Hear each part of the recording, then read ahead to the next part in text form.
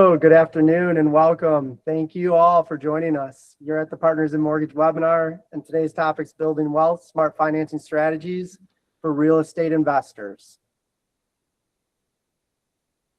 All right, so everyone's with us, so we're gonna dive in. But before we dive in, let's do some quick introductions. My name's Joe Spero, and I'm with my business partner Sam Noffs. Hello. We're both licensed mortgage loan originators with Partners in Mortgage. And Partners in Mortgage is one of the most established independent mortgage brokers operating in the Fox Valley region. We opened our doors in 1998. We're a locally owned family business with a combined experience of over 100 years. Our team's known for its knowledge, service, and our fast, efficient loan process. I'd also like to take this opportunity to thank Chris and Gidget Chabel, the founders of Partners in Mortgage, for their support and for allowing us to host this webinar in the office. So, personally, I've helped many people secure home financing, but my specialty is first-time home buyers, while Sam's specialty is investment loans. So what are we all about here at Partners in Mortgage? Right? Our mission is to create confident homeowners by guiding every client on their unique path to home ownership. We combine our expert advice, genuine care, and a hassle-free process to serve our community and turn the dream of owning a home into a reality. And this is why we get up every single day and get out of bed and come to work. It's our reason for being. What do we have on tap for you today? First, we're going to start with an important question. Why would you choose real estate to build your wealth? Then we'll look at different financing options for purchasing investment properties. We'll also share a few ways to come up with cash for your down payment and your closing costs. And then finally, we're going to wrap up by showing you a matrix with everything that we've discussed, and we'll take any questions you may have. So let's use some real life data from the last 10 years to look at two investors. We're going to show investor A, who puts $100,000 into the stock market, specifically the S&P 500, which represents a diversified portfolio of the top stocks on the market. And then there's investor B, who also puts $100,000, but they put it towards a down payment and closing costs to purchase a home worth $490,000. Let's look how that investment would have fared from 2016 till today. So the returns from the stock market may have been pretty strong. Investor A would have seen roughly a 10% return annually, which is better than the long-term stock market return of 7% if we take the last 100 years instead of just the last 10 years. So that investment for investor A would be worth about $259,000 today, a net gain of $160,000.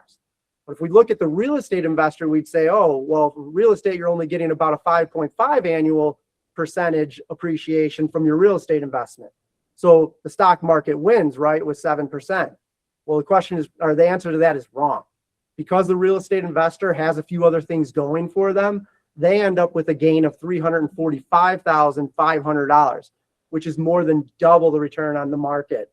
And why is that? So first, and the most important part, is we're using other people's money. So say it with me, other people's money. And that's our specialty at Partners in Mortgage, right? Getting you access to other people's money so you can leverage your investment and then multiply your return. Second is the amortization. Over the past 10 years, your investment property should have a renter, and they will pay down your principal monthly. And then third is cash flow. If you can rent the property for more than your mortgage payment, you can actually see a positive cash flow that only boosts your return. But in our example, we're going to demonstrate a neutral cash flow property. And then finally, you have taxes. You can write off mortgage interest, depreciation. You can use a 1031 Starker exchange, as they call it, if you have a good CPA. And if you don't, contact us. We can put you in touch with the proper CPA. Now, basically, at this point, I'm going to kick it over to Sam, and he's going to talk through the different loan types for investors. Thanks, Joe. So let's take a look at the most relevant loan products for different types of investors. On the left, we have a newer investor or an investor that is in no rush to close a time-sensitive deal. On the far right, we have the professional investor who has experience purchasing properties, rehabbing them, flipping, or renting them. Or we have an investor that finds a property and has to move fast. In the middle, we may have someone who has some investment experience, maybe none, but they're looking for a great value and also looking to save time and avoid the extra hassle of all the personal financial verification that goes along with conventional loans. So let's start with conventional investment loan. And please note I said conventional investment, meaning that the loan purpose is different from primary residence or even secondary residence. Investment here is the loan purpose. So how would this conventional investment loan work? Loan products feature both fixed and adjustable rates with terms from 15 to 30 years, qualifications based on personal income, so W-2 or tax returns, DTI ratio, and credit score. DTI ratio means debt to income ratio, where we look at all of your monthly income versus all of your monthly debts, including mortgage payments, and find out how much of your income is being used to pay off your debts every month. That ratio should be less than 50%, and lower is better for a conventional loan. Other requirements include a 15 to 25% down payment and a 620 plus FICO credit score. Let's use Pete and Claudia as our conventional borrowers. They both have full-time W-2 jobs with steady income, good credit, and investing in real estate is their side hustle. They're really only looking to own and manage a few properties and build up their equity over time to supplement their retirement. What kind of loan would we look for Pete and Claudia? Let's say they told me they wanted the lowest monthly payment they could find, and they'd be open to both fixed and adjustable rate loans. I would suggest a 10-6 SOFR adjustable rate mortgage, or an ARM. The 10-6 means the interest rate is fixed for the first 10 years of the loan. After 10 years, the interest rate will adjust to the current secured overnight financing rate, or SOFR rate, plus 3% margin, and it will readjust to that benchmark every 6 months. What do we like about this loan product? The interest rate is very competitive, even lower than the 30-year fixed options for investors. It gives Pete and Claudia a full 10 years of predictable fixed rates, and there's a good chance that they will be able to refinance within the next 10 years if rates improve. They can also invest in multiple properties through this product, up to 10. However, debt to income ratio is going to be important and can get challenging as they move up. So let's look at an example using this product for Pete and Claudia. And please note, rate and terms are subject to change and investor qualifications. So let's say that Pete and Claudia find a property that costs $400,000. They're putting 20% down with a solid 740 FICO score with 30-year terms. They'd be looking at a 5.5% interest rate, 6.728 APR. So their monthly mortgage payments would be about $2,350. If they're able to rent that property for, say, $3,200 a month, they'd be achieving a gross profit of $850 a month. One important note here, if Pete and Claudia are running a rental property, there are expenses to consider, such as a property manager, home repairs, and maintenance. But again, remember, the monthly cash flow is only a side benefit. The real benefit is the appreciation and amortization of property over time. Now let's pivot to debt service coverage ratio loans, aka DSCR loans. There's a whole lot to like about DSCR loans. First, we don't have to do a full personal financial examination like we do with conventional loans. This loan is qualified by the property itself and the rent it can produce. For a rental property, we'll do a different sort of appraisal called a single family comparable rent schedule, or a 1007 appraisal. This appraisal will assess the likely amount of rent a property can produce. We look at that rent, divide by the monthly mortgage payment, including principal, interest, taxes, insurance, and any association dues, and find out the ratio. A ratio of 1.0 means that the property breaks even, but in many cases, investors can get a ratio of up to 1.25, meaning a 25% profit every month before management expenses. This is great for self-employed investors like Allison Baller, where personal finances can be a little more complex. She loves the DSCR loan because we don't have to mess around with her tax returns or personal finances. It gives her the ability to scale beyond 10 properties without worrying about debt to income ratio, and she's able to use her projected rental income to qualify the loan. She likes the Airbnb properties as her primary rental strategy, but she also has a few long-term tenants in place. So she's still getting a very competitive rate and low monthly payments, which she covers with her rental income. Let's look at a specific loan option that we could get for Allison. We've matched her up with an investor DSCR 30-year fixed loan. We like this loan because you can come with as little as 10% down. You can have a lower FICO score down to 600, and we only need 1 year of self-employment history. There's actually options even if we have a very low or no DSCR ratio, but for better rates and monthly payments, we do want to shoot for a higher ratio. Other nice things about this program, first-time home buyers are allowed. Investors can use gift funds for down payments, and seasoning requirements are only 10 days. That means Allison can move cash around to set herself up for a down payment and closing costs, whereas many loans require seasoning of 60 days.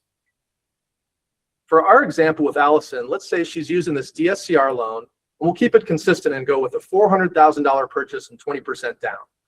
We'll assume she found a property with a DSCR ratio of 1.2, which is pretty strong, with 30-year terms, and she just happens to have the same credit score as Pete and Claudia at 740.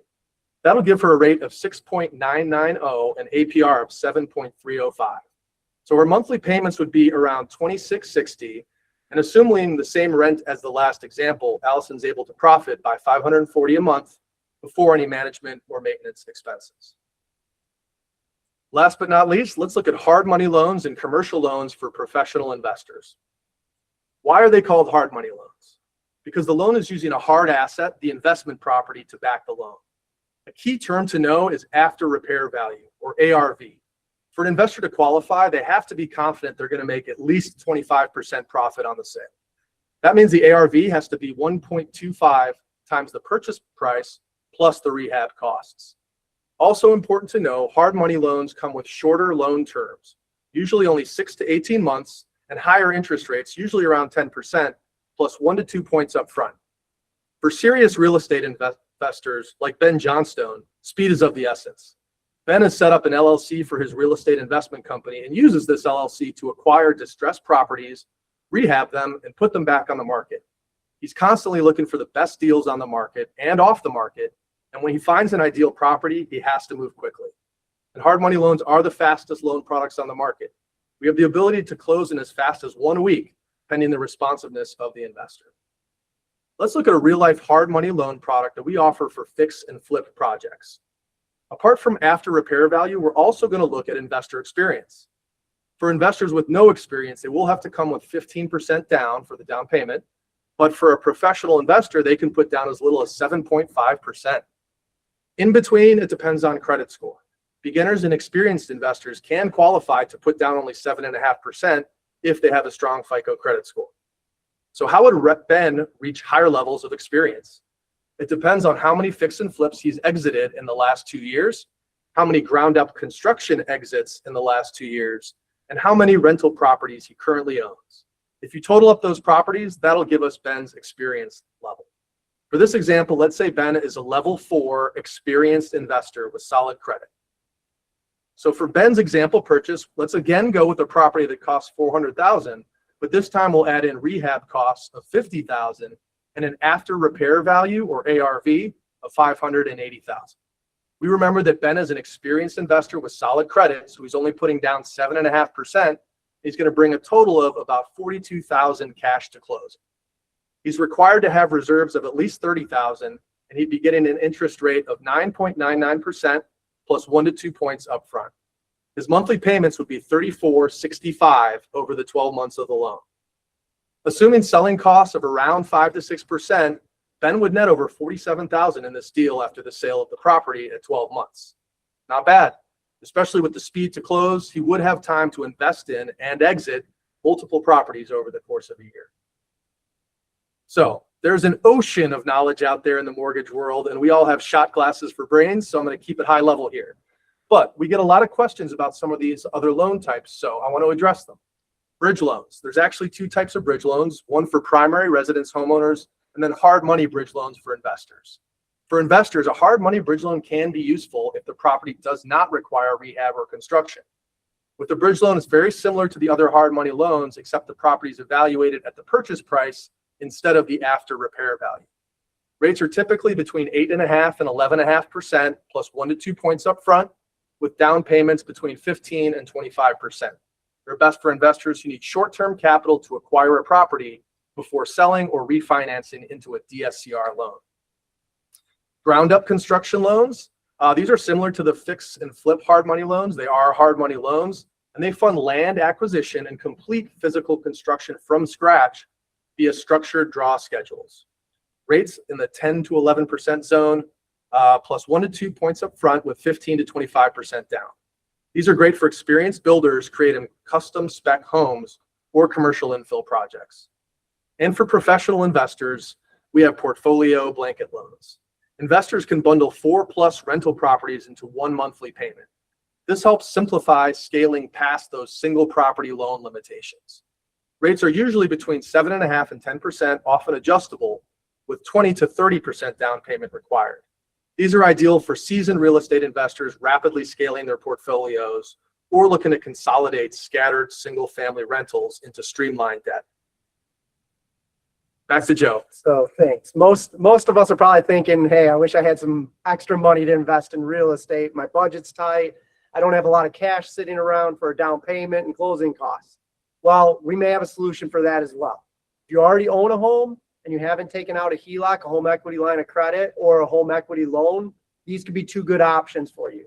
The difference between the HELOC is it's using your home equity to provide a line of credit, like a credit card, which is a very flexible for smaller cash needs. The home equity loan is for those looking for a lump sum payment versus that line of credit. Finally, there's always the option to do a cash out refinance. This could be the best option if you need a bigger chunk of change or your interest rate is already a bit higher. If you already have a low rate from 2020, you're probably best to lean towards the left side of the page. If you have a higher rate, you may want to look at the refinance, and we can always help with that, telling you and giving you the example of what's the best solution based on your combined rates. So when we're speaking with clients, we'll be asking a few questions to determine the best loan type. The first question we're always going to ask is, does the property need heavy renovations, structural work, or a fast 1 to 2 week closing? If the answer is yes, then we're going to start looking at those hard money loans. These will move fast and secure the property. If the answer is no, then we'll ask the borrower if they can qualify using personal tax returns, the W-2, 1099, and if they can meet strict debt to income guidelines, and we will review that for you. If the answer to that question is yes, then we're going to move into looking at a conventional investment loan. If the answer to that is no, then we're going to move down to the DSCR loan options. Both are great options for maximum value. Conventional investments are just a little more work for the client, and it does look at your personal income and debts. So now, just a few pro tips and some special shout out to the real estate investors that are on the call. We did tap into some of them for their knowledge on this side, on this slide. So for short-term loans, lower down payment is more important than lower rates. And we talk about the loan to value ratio. That's the inverse of the down payment amount. So 20% down payment means an LTV of 80%. And that's a loan to value of 80%. Smart investors look to maximize their loan to value and aren't looking as closely at the interest rates. Now let's educate briefly on prepayment penalties. A prepayment penalty is a feature that can be added onto a business purpose loan to secure a lower rate. But the catch is you will have a penalty if you pay off the loan early. And this only does apply to our DSCR loans. For short-term hard money loans, this does not apply. So we would generally recommend avoiding prepayment penalties for maximum flexibility. But if you're in a situation where you're confident that you want to buy and hold for many years, you can shave off some interest on your monthly payments. And you can do that this way by adding a prepayment penalty. Usually only about 1/4 percentage point to a 1/2 percentage point difference when you're adding prepayment penalties. Let's talk about how those get structured. So these can be structured in a tiered fashion. Where the penalty drops from 3% in year 1 to 2% in year 2 to 1% in year 3. Or they can be flat percentage rates, usually starting at 5% for a certain number of years. So what we did is we threw together this handy one-pager so you can remember what we discussed today. Please note that the rates, down payments, and timelines are all subject to change. They change every single day. But they are directionally helpful to determine the best path for you. The best part about this is that Sam and I are always available to help review this information and discuss your current and future investment strategies. So where do you start? I'd say first you're looking to connect with either Sam or myself before you start looking for properties. Get your financing in order. Sometimes this is actually required before scheduling a showing. And in a competitive market, which we're now in, you could lose a deal or you could lose out on a deal if you don't have your financing lined up beforehand. Many people take multiple times to learn this, and this is the real deal. Having your financing lined up is extremely important. Next, we have a very strong network of real estate agents and attorneys, and we'd always be happy to provide referrals to the appropriate agent depending on what you're looking for. So finally, go ahead, get out there and find yourself a property. So with that, we'd like to thank all of you for your time today, and we'll open it up for any questions. Hey guys, Howard online. I don't know if you guys can hear me or not, but Howard wants to know, he said that he's looking to buy an investment property, but in a different state, like maybe Arizona or Wisconsin, and maybe doing like an Airbnb, but you guys are in Illinois, so Yeah. what does he do? So Yeah, repeat the question. Good notes. Yeah, so we had a question on can we do loans outside of the state of Illinois and specifically for investments? And the answer to that question is yes. If it's a business purpose loan, which for DSCR or hard money loans, many of those are business purpose loans, then yeah, we can actually help with loans across the country. For conventional, primary residence, non-business purpose loans, that is more challenging, but for rentals and vacation properties, we are able to help people out of state. Thank you, Howard, for the question. Thank you, Howard. I'm a first-time buyer, and I was wondering, what is the difference between the interest rate and the APR? Okay, so the what's the question there was just what's the difference between the interest rate and the APR? That's a good question. The APR is the annual percentage rate, baseline rate, because it does include some of the closing costs, such as lender fees, origination points. So it's all of that put together, expressed as an annual rate and percentage of the loan. So that's what we're actually legally obligated to advertise. So you get the full cost of the loan. I got another question coming in. Go ahead. Condos versus single family homes, is one strategy more difficult to execute than the other? Yeah, so the question was condos versus single family homes, is one strategy more difficult to execute than the other? And Sam, if you want to. Yeah, sure. No, I can yeah, go for go it. ahead. I would just say on my take on that, of course, condo is a more risky investment because there are HOAs involved, where prices change in the HOA. The little bit higher rate when you're looking at a condo as well, slightly 1/4 to 1/2% higher in an interest rate. And dealing with the HOA, if it's warrantable condo versus a non-warrantable condo, can also be a challenge. Sam, I don't know if you have any other input. Yeah, no, just the HOA and their ability to hit you with a special assessment, raise dues. And then also there's underlying inherent value in land. So single family homes tend to be a little safer investment and tend to appreciate better over time. Great point. Great point. Thank you. Yep, thanks for that question. Okay, we have another question. Let's see if we can grab that and field that for you guys. So just a sec. Yeah, you can go ahead and unmute if you have a question out there. Yeah, I just was wondering, can I buy commercial property with the DSCR? The question is, you guys heard the question, but so by commercial property, do you mean like a storefront or something like that? The answer would be no, if that's the case. Okay. So yeah, it's actually for rental properties. So that's they're looking at how much you can rent that property out for. But go ahead. No, I was just saying up in this side, so addressing the community out there. Yeah, so those are going to start to turn on your commercial properties. You're going to want to talk to Sam, and that's going to be a hard money loan in those areas. Yeah, is where we're going to be. Yeah, there are commercial loans, but not specifically that loan type that we discussed. Thank you though for the question. Appreciate it. And just checking to see if there are any other questions. We just have one more question out there. Let's go ahead. Yeah, good question. There was a question, why are hard money loans so much faster? Because the hard money loan is really only focused, the underwriting is focused on the investment property itself, versus a conventional loan, underwriting is primarily focused on the borrower's financial history and the property. And then also with conventional loans, it's highly federally regulated. So there's mandatory timelines and waiting periods. And then also conventional loans are generally sold off by lenders into mortgage-backed securities. So we're getting into the world of finance here now.